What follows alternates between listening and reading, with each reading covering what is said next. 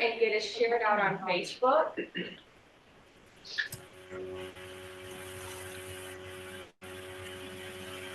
I never see this sign.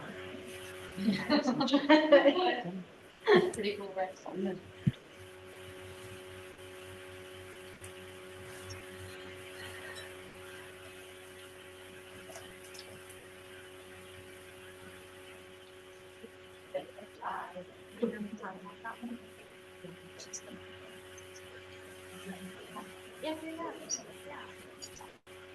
Right, so we're on Facebook.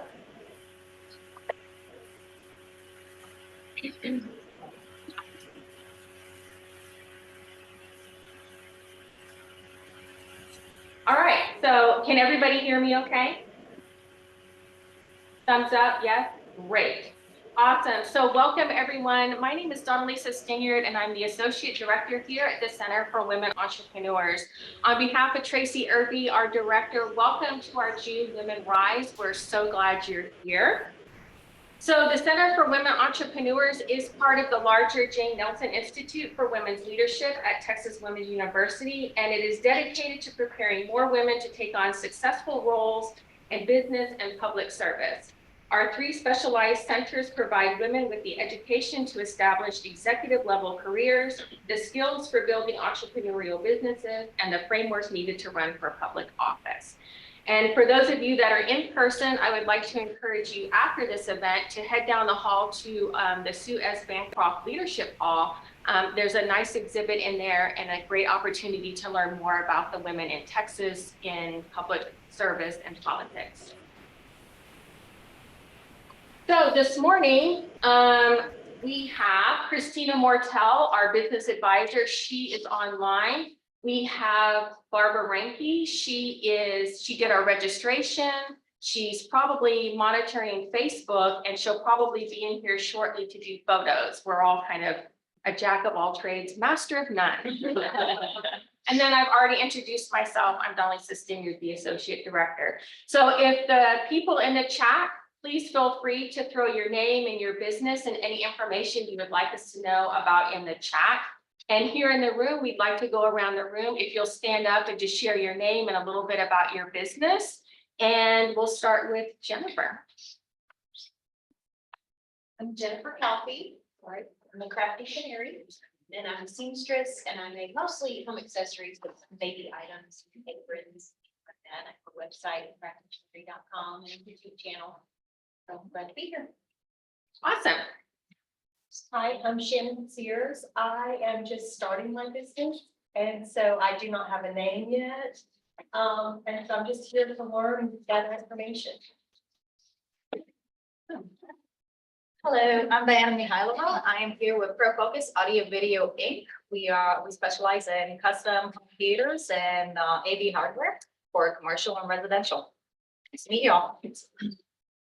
Hi, I'm Liberty Flores, and I'm with Loving Love LLC, which is an event planning service primarily focused around love. So anywhere from the proposal onto vow renewals, as well as, baby reveals and that kind of thing, also quinceañeras.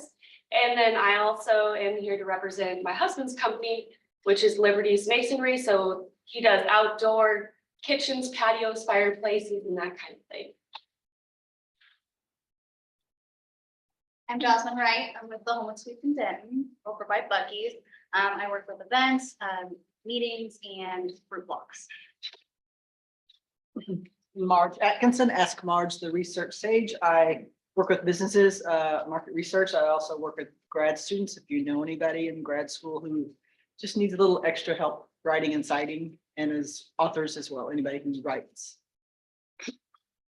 Hi, I'm Cynthia Thomas, and my business is Parenting with CT, and I offer parenting classes to make a difference in a child's life. I'm SJ Murdoch. I'm with Tech Fort Worth. We are a tech accelerator incubator space working with founders with technology that they would like to patent or develop. And we also run the Cowtown Angels, or Angel Investor Network. Hi, I'm Terry Haston. I actually work here at the Jane Nelson Institute. I'm the director for special projects. I do a lot of events and I work with Kymberly, so I'm excited to hear what she has to say. Hi, I'm Jenna Dame. I am actually with CASA of Denton County and have known Kymberly for a minute. I'm here to see what she has to say, and actually just sitting here, I now have an idea for a business, so. Yeah. Yeah. That's true incubation. It is. Yeah. At work. Yep. Good morning, everybody. My name is Kay Thibodeau and I am the touring chocolatier. I can help you with all of your events because I can custom make all of your chocolates. So we can color them whatever way you want, flavor them any way you want. And our shop is in Northlake, so come visit us. Hello, my name is Anna O'Neill and I'm with Polished Living. And it is a company that works with window treatments. So we do all kinds of like everything, wood shutters, blinds, drapery, and roller shades, solar shades, all different colors. And so we work with builders, realtors, home buyers, renovators, you. So, and we don't have a brick and mortar. We come to you, we bring everything with us so we can match everything custom in your home. And everything we do is custom. Based on board. Good morning, I'm Lamont Sharp. I'm in the process of obtaining a permit for Nana's Casa. That is an emergency foster care shelter. In East Texas. My name's Robin. I am with Stoketon, which is a co-working space off of downtown. We're women owned and operated. We do conference room rentals, but we also are partners of TWU and doing the Denton Accelerator program. So signups are July 1st. So if you're interested in that, get it up. More space to come work on. That's all. Hi, everyone. I'm Anita O'Neill, might be kin to Anna, we'll have to talk to later. I own Powerful People Plan, which is a financial planning company geared towards helping small business owners build and manage their monthly budgets. So if you know anyone or you yourself love your business, but worried about running out of money, making payroll, just not feeling good about your financial plans, please reach out to us.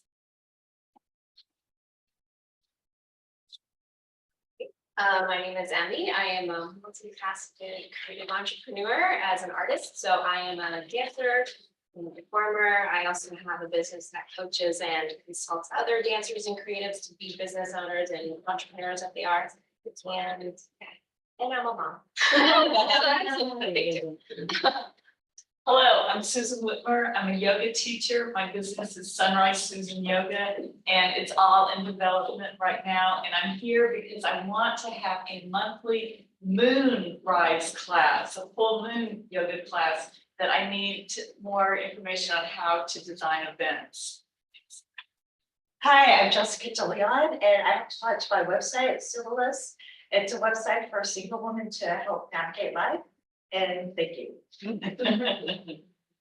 Awesome. Well, thank you, everybody. And we have a lot of new faces. So for those of you that are here the first time, welcome. We're so glad you're here. We hope you come back. So it is my honor this morning to be able to introduce our guest speaker. So Kymberly Nielsen is our statewide program manager, and her extensive event experience includes being the director of convention services in the hotel industry, senior event manager at UT, and managing partner of her family business and festival. As an independent professional conference planner, she has had the honor of working with presidential candidates, the Vatican, and Supreme Court justices. However, the smaller gatherings truly resonate with her, the events that bring personal joy to her clients. Kymberly is dedicated to empowering women in business by creating meaningful connections through programs offered by the CWE. And she's my personal in my pocket event planner. So without further ado, Kymberly, it's all yours. Let me get you shared out here.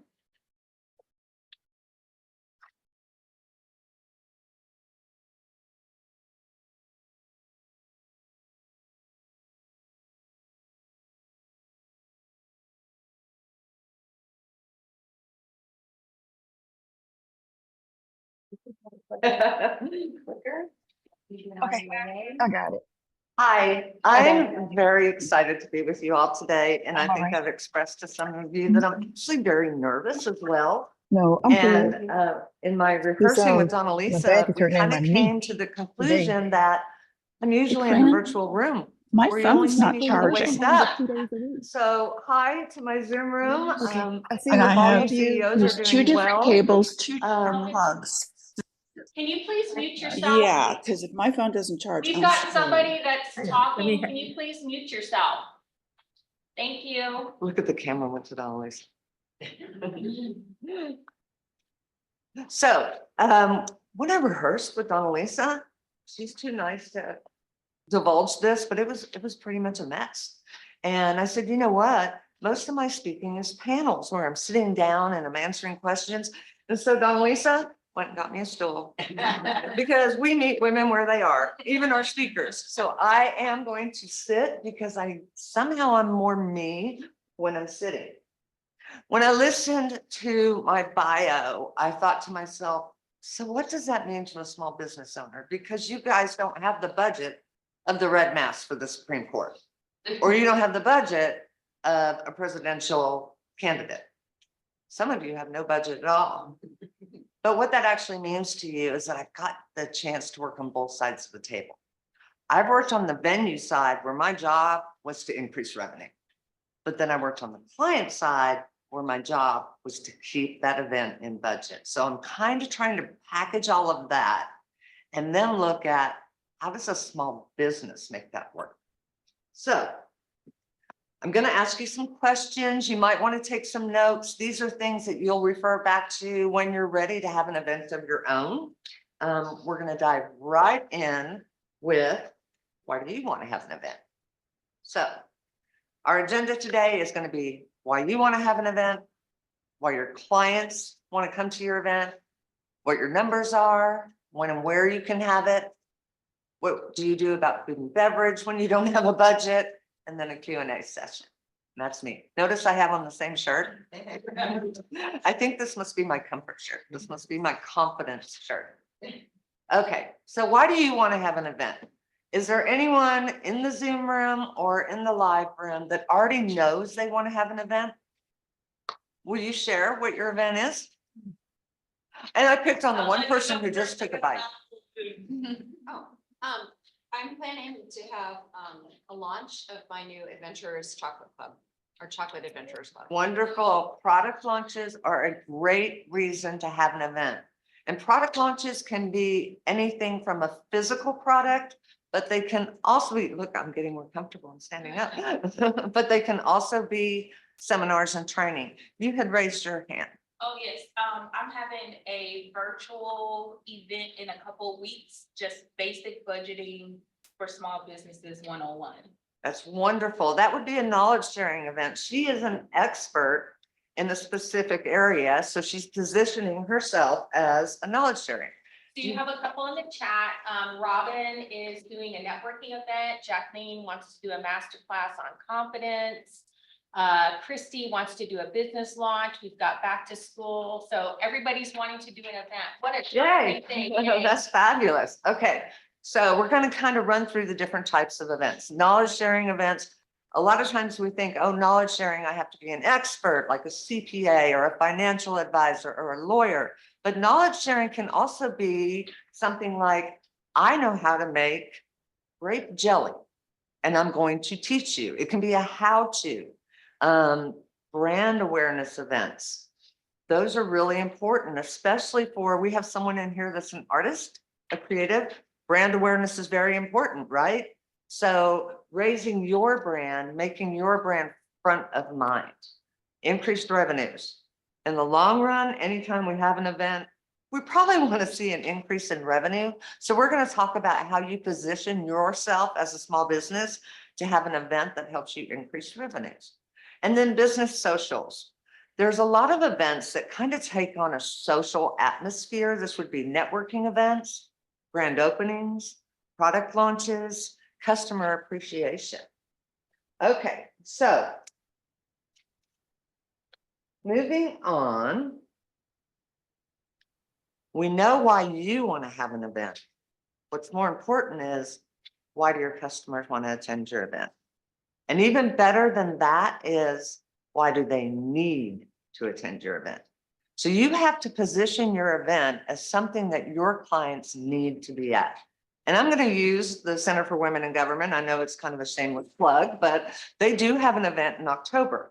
The speakers that they bring in, you or I could not get access to on, just an easy basis. We might be able to watch them on TV, but to actually see them live, see them in panels and really hear their opinions, going to the Center for Women in Government event gives you access, and they're going to position themselves as, you need to be here because look who we have coming. Okay. Some other ways, brand awareness. Why do I need to attend an event that elevates your brand awareness? That's a hard one. How do you flip that around? Okay, so look at Jasmine Brand, which it's not lost on me that I'm using Jasmine Brand for brand awareness, but Jasmine has the social enterprise of Her Texas. And if you've ever been to a Her Texas event, there's like 100 women there.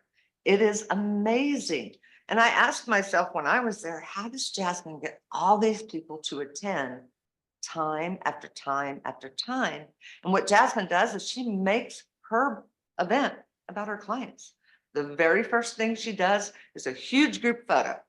So you have 100 women, we have one actually, out in front of here, in front of the Jane Nielsen. You have 100 women in a group photo. If only 10 of them, and probably more will, but if only 10 of them repost that photo, she has now put her brand in front of 10 new networks. So she's turned her brand awareness over to her clients. And when you attend her events, you'll see that most of what happens at her events is speaking to other women founders. So she has created a need to attend the event because you have the potential to speak at one of her events and you have the potential to make new connections. So what about events that are going to increase your revenues? Those are really important, right? It's a lot of times why we have an event. You might have gotten those flyers in the mail that say, come have dinner at Bob's Steakhouse. They're not just offering you dinner. When you register for that event, they're going to do a 30-minute presentation. Well, those are usually retirement planners, financial planners, and what they've determined is the cost of having dinner with you is worth turning over into clients. Now, I'd love to know what their, personal ratio is, but they have figured out that it's worth paying for your dinner because they're going to make you into a long-term client. Business social events.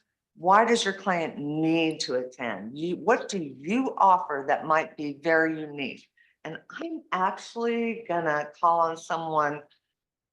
It's you.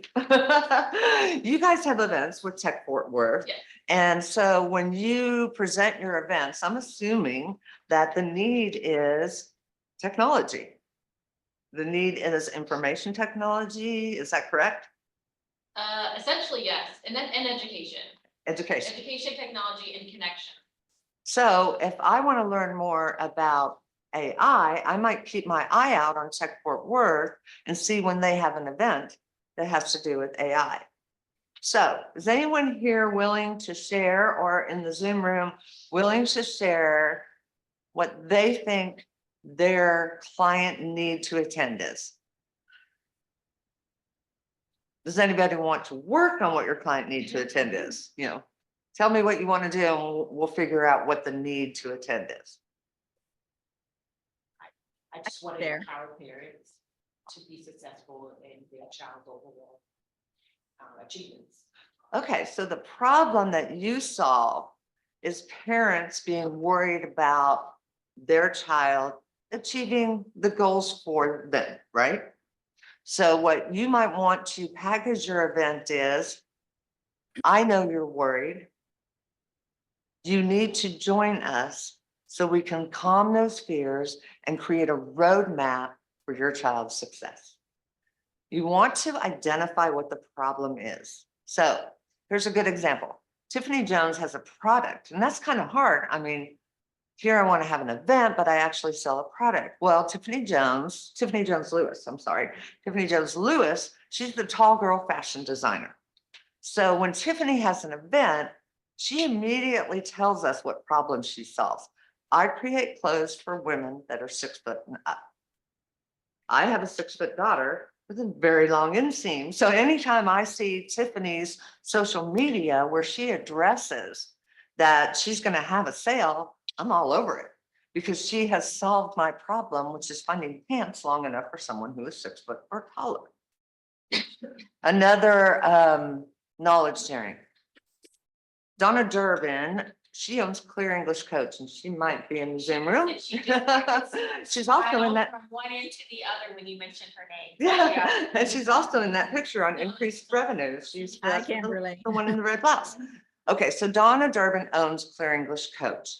And what she does is she teaches the phonetics of the English language, and she specializes in teaching that to C-suite executives who want to be heard and want to be understood, but they're not from the US. This is a skill that they can't get just anywhere. So Donna could have maybe an introductory event about Clear English Coach, and over time, she'll turn those over into clients. So that type of event is a lead generator. So we've talked about sharing your knowledge. Now I'm going to go back a little bit on sharing knowledge. And I do want to kind of warn you, but encourage you. When you first start doing knowledge sharing events, if you're having people pay to attend, be prepared that you're not going to make a lot of money. That happens with growth. Don't give up if the first one only has 2 or 3 people at it. I mean, we've had events here for WomenRISE where we've only had 4 or 5. Don't give up, because consistency, keeping your name out there is what helps you grow. So that has to do with knowledge sharing events. On brand awareness events, same thing. You have to be consistent, but you have to be consistent a lot more often. Make sure that you are putting your face and your name. We have an advisor in Houston. Her name is Sharita Humphrey. And do you know, for the longest time, I didn't know what Sharita's company name was, because she is Sharita Humphrey and she puts herself out there as her name. Her company name is Change in Motion, by the way. But when you're looking for Sharita, if you're looking on social media, you just put in her name and everybody in Houston knows who she is. That's what you want to do, is you want to have your name or your company name very much out there. Okay, so we've talked about increasing your revenues. We've talked about your business socials. And now we're going to go on to one of the most important things, is knowing your numbers. All right. What's your budget? Now this page right here, this is like one of, I think, 3 or 4 pages, and Donalisa is going to send those to you. This is a lifetime of me finding out there were expenses that I didn't know about, or just ones that I did know about because I was on the hotel side and I was like, oh, where can we increase our revenues? So you're going to get this list. But before you do anything, before you talk to any vendors, before you make any commitments, you have to know what you're willing to spend on this event. And you know what? 0 is a number. It is okay to say, I have $0 to spend, but I want to have an event. So we're going to get to that. We're going to get to how do you make that happen? So there's a lot of expenses that you aren't told about. It's not unusual for event venues to say, oh yeah, we can do that for you. Let me clarify. That is not, oh, we can do that for you for free. That is, we can do that for you and you're going to see it on your invoice. I had a very specific situation happen to me where I specialize in religious conference management, all faiths. And most religious conferences have a piano at it. And for a very long time, you could just use the event venue piano. And then one year it was like, yeah, you can use it, but we now charge for that piano. And that's fine. I understand they have to have their revenues. Shortly after that, it was, oh yeah, you can use the piano and there's a charge for that, but there's also a charge for us to move the piano into the room that your event is in. Okay. Few years later, you can use the piano. There's a charge for it. There's a charge for us to move the piano. Oh, and by the way, when you move a piano, you need to tune it afterwards. But we don't want just anyone touching our piano. So you have to use our piano tuner. So now I've gone from a free piano to a piano that I have to pay to use. I have to pay to move. I have to pay to tune. And then when I got the invoice, guess what else it had? A service charge for the tuner. So that's why I want you to look over this list. You are not going to have 4 pages of costs, but these are some things that might be red flags that you can look at. And I know you're thinking right now, but Kymberly, I'm a lawyer. I'm just going to do an event about how to set up a business. I don't need a piano. Right. But you might need a speaker. You might not be a projector like I am. You might be a soft speaker. Well, guess what? The microphone has a cost. But if they book you into a room that doesn't have a sound system, then the microphone needs a speaker. And guess what? They don't want to plug that speaker directly into the wall. They're going to plug it into a power strip. So the next thing you know is you're paying for the microphone, you're paying for the speaker, and you're paying for the power strip. So you want to ask, what does this cost? And is there a service charge on top of it? So when I say, I want a microphone, are there any other costs involved? So I don't want to scare you with this big, long list of expenses. It's just things that I've come across over time. All right. So the other thing that we want to do is we want to know what our event metrics are. So you can't just have an event. Everyone had a great time. Everybody left happy. The event was successful. And 1 year later, you're like, wow, I didn't get any traction from that. I don't have any new customers. I don't have any new followers. My sales didn't go up. Why is that? It's because I didn't have my success metrics already set up. Okay. So this part gets a little more difficult. Maybe you want to position yourself as an expert. Kelly Mumphrey owns Milk Space. If you're on social media and you're with Center for Women Entrepreneurs, you've probably seen her. She's amazing. It's a mobile breastfeeding unit. But when Kelly was in small business training with us, she mentioned that she didn't have very many experts that she could rely on in the mobile breastfeeding industry. And the speaker very quickly said, Kelly, you're the expert. And you know, I saw this immediate change on social media on her narrative. I mean, she really took that role. And now anyone having events is thinking, oh, I should probably contact Kelly, because what if I have women that need to breastfeed? So positioning yourself as an expert can be a metric for you. Some other metrics that we're going to talk about, let's make them quantifiable. Email is king. More revenues come from email than from anywhere else. So we don't actually take in revenue. But when I go out and let's say I'm in, I'm just going to use Houston because I'm there a lot, and I am exhibiting. That's kind of a mini event within a large program. I have metrics that I want to achieve. If I'm there and I am meeting people and there are 500 women at this event, my metric is 10%. I want to make sure that I at least told 50 women about the services from the CWE. Now, I'm not trying to generate revenue, but that's my metric because that's my job to make sure more women know what we do. Now, if I'm at an event, let's just say we are an event, all of us here. So there's about, all total, maybe 70 of us. My metric goes way up. I want to make sure that I've talked to at least 50%, maybe 60%. So I adjust my metric based on the event, but that's what I want you to look at. I want you to decide what makes your event successful and then make it quantifiable. So maybe it's after this event, I want to have 5 new emails. Maybe it's 20 new email. Or maybe your metric is social media followers. Social media followers are very important in the beauty industry. They're very important to coaches.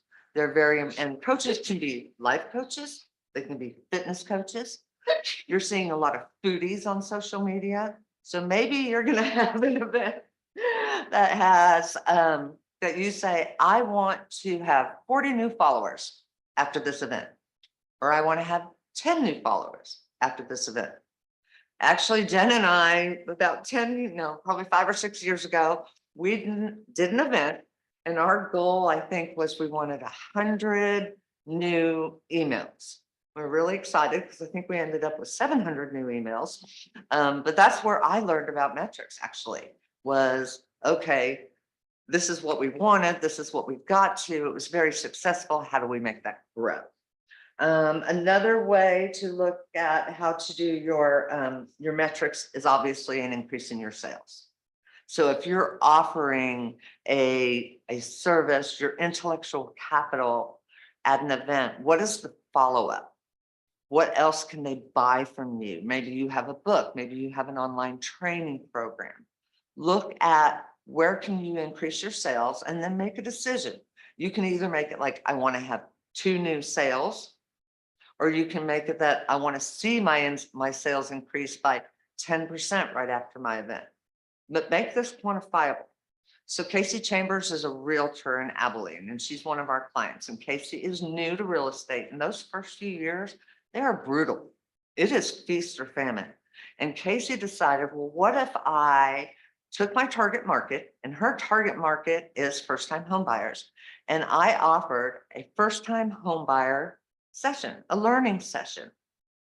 If I have 5 people attend and 1 or 2 of them become clients, then that's a great event.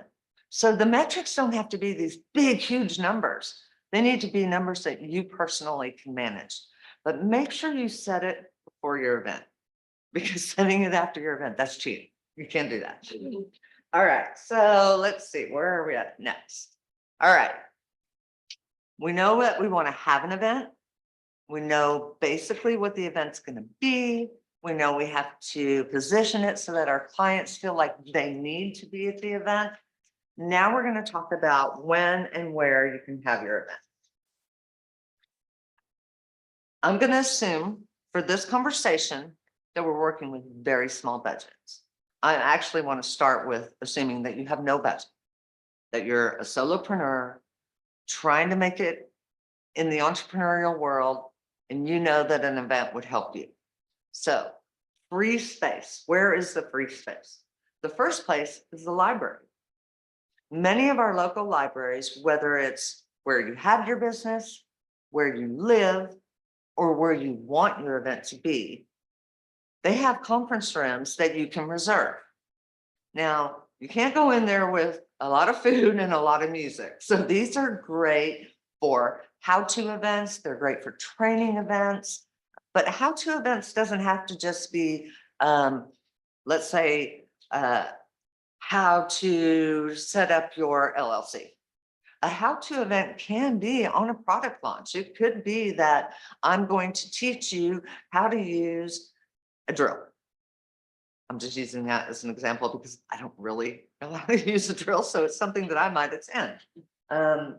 So in the library, one of the things I want to suggest is that before you call the library that you want to use, get online and get a library card, because they're going to ask you, do you have a library card? And it just feels good to say, well, yes, of course I do. You know, so libraries, that's one great place to have an event. Another is your town hall. For example, I happen to know that Flower Mound Town Hall has rooms that the residents can reserve. And when you're talking about town halls or city halls, it usually does have to be in the city where you live or where your business is, because they want to save those rooms for the residents. But they're fabulous free space. Our family has a history in theater, and we have done a lot of productions, and we've used town hall space for rehearsals. You can use town hall space for all kinds of events, and then you've got that free space again. Another thing I want to point out is community centers. Now, positioning yourself with a community center can also increase your revenues. So many of you probably got in the mail where you live what the summer programs are, right? They're gonna put that out again in the fall. What are the fall programs? Would it make sense for you to offer your event through the community? I play pickleball. I wanted to get better at pickleball. I wanted to meet kids my own age to play pickleball with. So I got online, I did a little Googling, and what I found out was that the city of Grapevine offers adult pickleball classes for beginners. So I signed up. The two people that run that class, they're university students who have created a revenue stream. So they're here for the summer. They're teaching us how to play pickleball. They're making money. The community center, the parks department for Grapevine is like, look, we have pickleball classes. So it's a win for them. It's a win for the business. And maybe you offer something, whether it's a cooking class, how to plan your retirement, that first time home buyer class. There was someone in here that wanted to start yoga. Yes. Yes.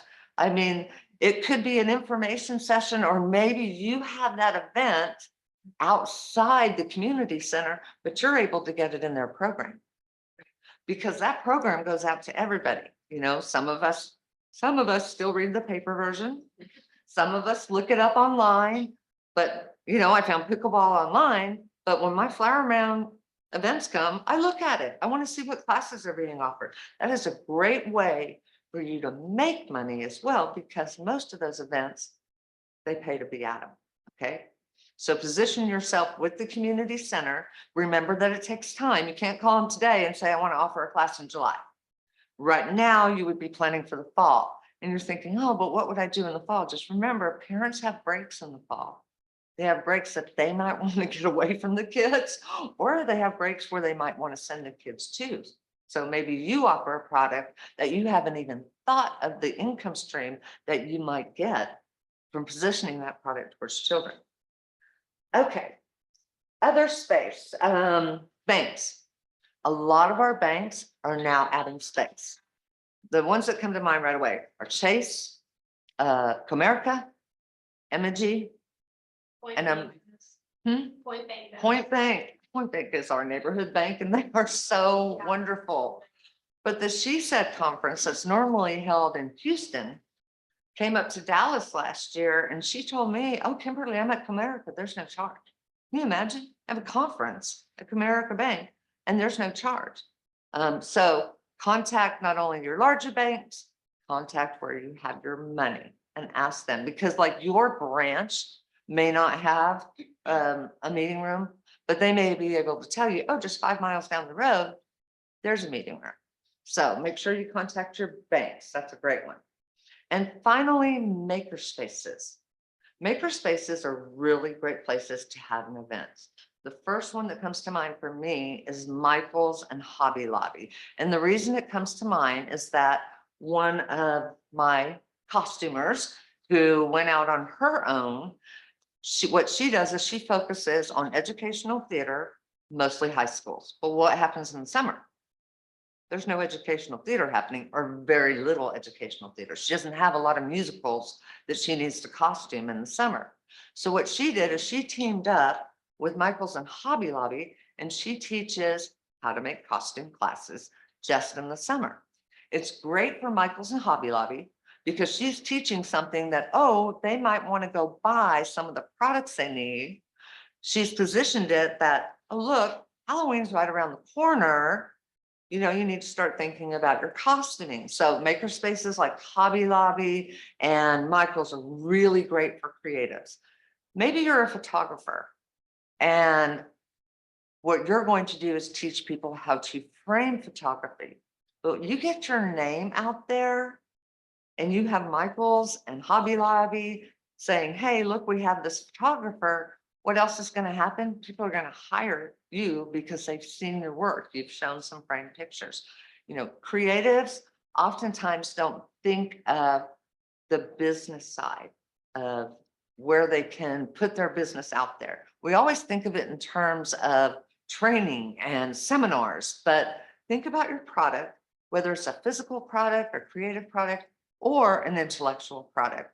And let's look at what space works best. So Other maker spaces, before I forget, home improvement stores, they have maker spaces. Whole Foods. A lot of them have turned their bar into just gathering areas because they've taken the bars out. Or their coffee shop, they allow people to meet in their coffee shop. So those are some spaces. And always feel free to contact me if you want to know, does this really align? What do you think? Now, when you're securing free space, do make sure that you know what audio and visual capabilities are in the room. You know, if I'm going to reserve the meeting room at the town of Flower Mound, they're not going to give me a projector and a screen and a microphone. I generally don't need a microphone because I'm kind of a loud talker. If you're a soft speaker, you might know that you need one. But if you're getting that space for free, it might be worth the investment in a little bit of presentation material. So portable screens are very inexpensive now, less than $100. Microphones, very inexpensive now. So make sure you ask when you get that free space, what does the room have the capability to do? Because your newer free space actually does have the drop down screen and the way to connect, but ask that question. Okay, space that isn't free, but is still much less expensive than a traditional hotel or a professional event venue, co-working spaces. Co-working spaces are fabulous. So a lot of our co-working spaces are now adding event rooms. And what you pay to reserve an event room at a co-working space is a fraction, and I really mean a fraction of what it would cost for you to have that space in a hotel, like 10 to 20%. Also, your co-working spaces often have kitchens, so you'll have a staging area for your catering. More and more co-working spaces are actually adding commercial kitchens. So those starting out in the food business, or maybe a chocolatier that wants to have a class, can do it in a co-working space. Right here in Denton, we have Stoke co-working space. And let's say I want to teach a class about QuickBooks Online.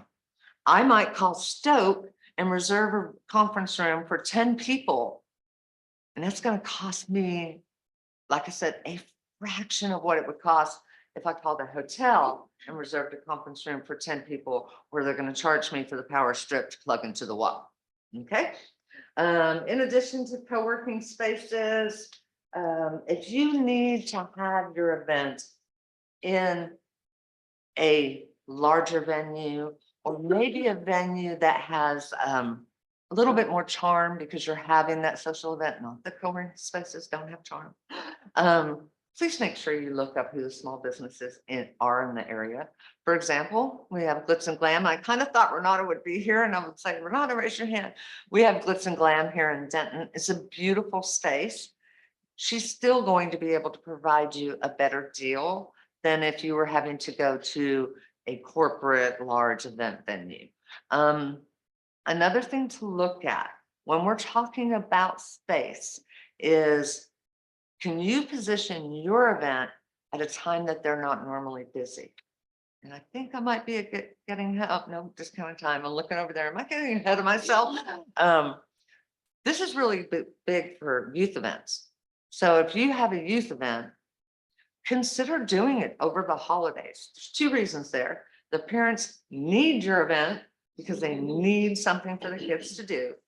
Hotels need your event because in Dallas-Fort Worth, we're not a vacation destination. The occupancy rate crashes down and you can get great discounts at hotels over the holidays. Again, those are really good for youth events. Okay. Another thing that I want you to do when you're looking for event venues is I want you to contact your convention and services, CVB, the CVB, the Convention and Visitors Bureau. Wow, I kept wanting to say convention services because that was my title for so long. So the Convention and Visitors Bureau and the Chamber. You want to make sure that they know you're having an event. The CVB, they may or may not care, but what they can do is they can tell you, oh, you don't want to have it that weekend. Don't forget, that's Texas OU weekend. You don't want to have an event during Texas OU weekend. Or they might say, hey, don't forget, this is Houston and that's during Houston Rodeo. You can have an event, but everything is going to cost you more. So they're going to tell you when you don't want to have an event. They also do have some spaces where they'll say, listen, contact this co-working space or contact. I recently called Grapevine because we were looking to have a special event in our family, and the location that I wanted wasn't available. It's under renovation, but they quickly said, oh, hey, but why don't you consider the restaurant out at the lake? Went and checked out the restaurant out at the lake. So they can help you. Another way that they can help you is through office supplies. Most of your convention and visitor bureaus will provide you with name tags, lanyards, notepads, pens, because they want to get their name out there. So ask them about that. Another thing that convention and visitor bureaus will do is volunteers for your event. They have people that volunteer to work your event registration. And you're thinking, I don't want someone I don't know working my event registration. But these are people that do it all the time, different events all the time. So ask them, do you have anybody that would be willing to volunteer to help at my event? And remember, if you need 2 people for registration and they're volunteers, make sure you get 6 because only 2 are going to show up. All right. So volunteers are fabulous. Another way that you can get help managing your event is contact the high school entrepreneurship teacher. Because you're going to teach those students 2 things. You're going to teach them what it means to be an entrepreneur. And then let's just say that you're giving a class on financial literacy. They're also going to hear what you're teaching. Also, the National Honor Society is often, especially at the end of the school year, it's a really good time to get them. They're looking to, they have service hours. And you have to make sure that you present it as a small business owner. I'm developing the economy for the city of Denton as a small business owner. They're helping me to get my service and products in front of people that may not be able to have them, whether that's intellectual capital or a product or a network. Those are great places to get help because most of you, I'm guessing, are probably solopreneurs and you don't have a team that can help you get set up. Like when Terry and I work an event, we have 19 people that are there with us. And, you know, we're all bringing stuff in. You don't have 19 people. You probably are lucky if you have your family, and we both know half of them won't show up, right? So those are some resources to help you make your event happen. And finally, we're going to talk about food and beverage. Listen, if you're doing an event for the first time, you're a solopreneur, it is okay to position it between meals. 9 to 11, you don't have to provide breakfast and you don't have to provide lunch. 2 to 3:30, you don't have to provide lunch and you don't have to provide dinner. But you can go back to that bank again and ask them to sponsor refreshments, whether that's just, you know, lemonade or water, bottled waters. Most banks will provide refreshments, but at a very small scale. Or maybe there's another woman-owned business that wants to get their name in front of your clients, and maybe she owns coffee. Or maybe there's another woman-owned business that would like to have their chocolates in front of people that are looking to retire. Oh, they're going to have more parties. Maybe she's willing to put her product. So think about your partnerships and where you can pull together to create an event that has just light refreshments. And then as you grow and get bigger, then you can look at having meals and what that would cost and when you should go all out. Now, if you're having a grand opening, you have to go all out. You have to spend the money. And you're not going to make money off that event because you're not going to charge people to come to your grand opening. But you have to set that budget. Let's say I want to spend $1,000 on this grand opening, and you can't be chintzy on the food. Absolutely not okay.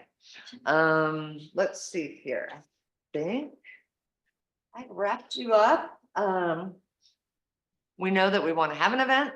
We now know that we have to position the event to the need of our customers. We know when and where we can have events. And finally, we know that we have a big resource here, the Center for Women Entrepreneurs. And I want you to feel free Where's to the email me or coffee? call me if Thank you you. have an idea or you have. I love your dress. Beautiful. If you have something that you want to bounce off, I'm more than happy. I love events, so I am more than happy to chat with you. And I don't know if I even have a next slide. Oh, questions?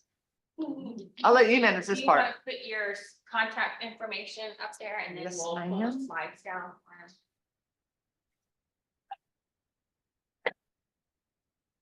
And the slides and the handouts and all of that will be in the folder.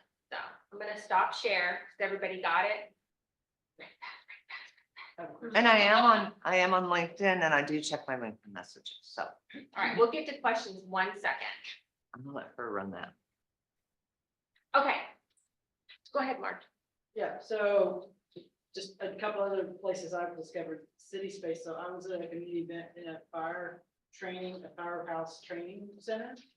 Who knew they had, but yeah, they have like auditoriums and meeting spaces. At the firehouse. Yeah. I mean, not at your like local, but at the training center where they all go to do their. That's a fabulous idea. And you know what? You just made me think, which is funny. I didn't come up with this before. The foyer of theaters. Yeah. Very, very cool place to have an event, especially if you're a creative. And you don't have to be an actor or an actress. You can be any kind of creative. Yeah, any city space or, sorry, I was still going. Chamber of Commerce might have ideas, companies that have event spaces. And, yeah, those are my suggestions. Somebody in the chat earlier, I saw put credit unions. I know, should double check with those. too. CDFIs. Michelle Holloway has a question. If your company is asked to present at other organizations event, what should be expected of you? The ask grows each time. Michelle, that's a tough one. It really is. So Michelle, what do you do? I know that we've talked on LinkedIn, I think, but I don't remember her company. Yeah, Michelle, you can pop off of mute. Sorry, I'm in a noisy place. I'm an occupational therapist and I educate the senior aging community on fall prevention. And I train caregivers and I assess homes for safety and home accessibility while aging. Are you a partner with Julie Lee? I am not. I am an independent consultant for lifestyle transitions. Okay, you and I need to connect because I have someone that I need to connect you to. So the question was, when you're asked to speak at events and the ask is growing and growing and growing. Yes, if your company's asked to present at other organizations events, what should be expected of you? Okay, the first thing is that if you're asked to speak at other organization events, I want you to look at that and say to yourself, does this benefit me? Does this benefit the clients that I serve? I have been asked to speak at events that I know are predominantly male. And there's nothing wrong with speaking at events that are predominantly male, but my target market is women. So I'm very honest with the people that ask. I let them know, listen, what we specialize in is women entrepreneurship. It's not necessarily the right place. So Michelle, as those asks grow, you need to start charging to speak, because that's why you're repeatedly being asked, because you're probably very good at it. What should be expected from you is simply your slide deck. You shouldn't have to bring any other equipment. Would you agree, Lisa? I would totally agree. Okay. Yeah. I hope that answered the question. A follow-up question to that, what are your thoughts on speaking agencies or speaker broker, like using a speaking agency when you get to that level? I think that that's a question. There's someone in here else you're a speaker, right? I know. Can you give your thoughts on that? Because that is not my area of And they maybe expertise. connect after and let's get event Yes. questions. You and- guys yeah. talk afterwards, because Awesome. that is not my area of expertise. As you know, most of the services that we offer are free, so we ask for a lot of free speakers. But another person that can help you is sitting right behind you, which is Terry, because she has to negotiate a lot of speaker contracts. So she may be able to give you some thoughts there. But we are finding that more and more people are being asked to speak about their intellectual capital. And while I think it's really important that you share that intellectual capital with people that need the assistance, some of them don't need the assistance, they want the assistance, and you should be paid for that. Absolutely. Awesome. Do we have, yes, back here. Do you have any tips on deciding whether to do a virtual event versus an in-person event? Wow, I'm glad you brought that up because I just realized completely left off virtual, which is really my comfort zone, to be honest with you. And obviously you can do a virtual event with little to no cost. You do want to make sure that you have the best Wi-Fi. You do not want to have glitches during your virtual event. I think it's a great way to start. I think it's a fabulous way to start. Now I'm not on social media much, but I'm a LinkedIn nerd. And there are a few people that have LinkedIn Lives, and I follow them, pretty religiously. But what I just learned is that you can now on LinkedIn Live, you can add it to your calendar. It used to be like, oh, well, Allison is going to be speaking. Allison is in Houston. She's an amazing marketer. She's going to be speaking, and I want to join that LinkedIn Live. And I would have to write it down because you would hit that you were going to attend, but then there was no way to put it on your calendar. Well, now right next to the time after you hit that you're going to attend, you can add it to your calendar. So that's something that I would actually put in the comments. Like, you're going to offer something on LinkedIn Live or some other type of virtual platform. Maybe you're offering it through Zoom, but you're advertising it. Let people know how they can add it to their calendar, because I can't tell you how many events I've missed because LinkedIn didn't show me where I put it on my calendar. Did that answer your question? Yes, Thank okay. you. Awesome. Do we have any online questions? I don't see any in the chat. Okay, we can take one more in here. I was just gonna make a quick comment too. One of the other places that you can look for event space would be an HOA. Oh. So if you're doing, some sort of presentation for the HOA, they Great. usually have really great spaces. as That's a well. great idea. That's also a place where, just think about Robson Ranch over here. Oh, yeah. You're a financial advisor, retirement planning. Maybe you need to have your event out there. And did you have a question? And I want to thank you so much for your support. I was just about to say, I don't have a question. I'm gonna say, I'm so proud of you. Thanks, Steve. So we were at the headshot event recently, and whereas this is a knowledge sharing event, we have it set up classroom style. At the headshot event, it's set up completely different. It's set up to get you to network and to talk. And I divulged that I was an absolute nervous wreck. And so when it was posted, she very sweetly made a nice comment that kind of helped settle me down. So Well, awesome. Well, thank you so much, Kymberly, for sharing your 30+ years of event planning experience with us. We're honored that you were willing to share.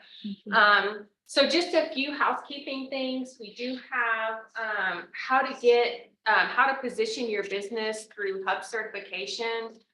That's Thursday, June 27th. It's virtual only. We do have 3 Hub coordinators that will be online that will be able to help you get a better understanding of that. I would encourage you, even if you can't attend, to register and listen to the replay for that.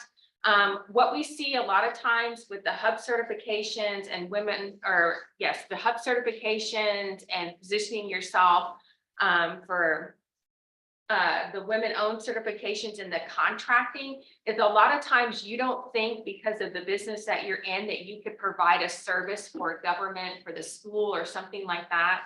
When in actuality, there are many, many, many opportunities. And I'm sure Christina, our business advisor, would echo that. So even if it's something that's maybe not in your plan this year or next year, it should be something that's probably in your strategic plan for in the next 5 years. And again, would be a great opportunity to learn more about that and how you could leverage that. Then our July WomenRISE, we have KJ Johnson that's going to be on. She's the CEO or the executive director for Dress for Success. And my other page is going, I don't know what happened to it. I hope that's correct. And she's going to be talking about networking and how to leverage your community to grow your business. And then lastly, for those of you that are online, I will make sure that the flyer is in the folder. I didn't get a chance to put it in the chat. But we do have our virtual accelerator. Applications open this morning. You should have gotten an email. This is a great opportunity for people that are interested in growing their business and wanting those foundational tools. It's kind of a mirror image of what we do in our Accelerate Her programs. Only this program we use the Kaufman Fast Track curriculum, and then it is facilitated by somebody up here at the CWE. So again, that flyer is on the desk. It'll be in the folder for those of you that are online. If it's not for you, maybe it's for somebody that you know, so please always pass that along. Yeah. Their cost. It is free. All of our programs and I stuff, figured are Yeah. free. I know. Yes. So without further ado, thank you so much. We'll see you maybe virtually in June. Oh, we'll do that after. Okay. Yes. Trying to do double duty. And so I'm going to turn our in-person audience over to Kymberly. And I'm going to go ahead and stop recording.